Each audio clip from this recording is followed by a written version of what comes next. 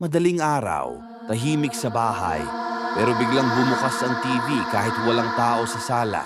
Akala namin naka-timer lang, pero paglapit namin, may lumang home video na nagpe-play at may batang umiiyak sa screen. Wala kaming ganong video, wala kaming tape, at wala kaming anak.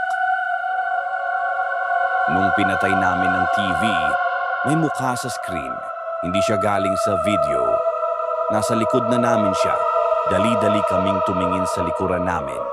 Pero wala kaming nakita. Kinilabutan kami at agad kaming pumunta sa kwarto. Kinabukasan ay itinago na namin ang TV sa basement dahil wala na kaming balak na ito ay gamitin pa.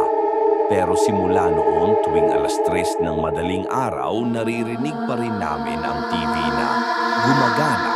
Like kung may TV ka rin sa kwarto, comment kung anong oras mo ito binuksan, at subscribe para sa mga susunod pang kwentong katatakutan.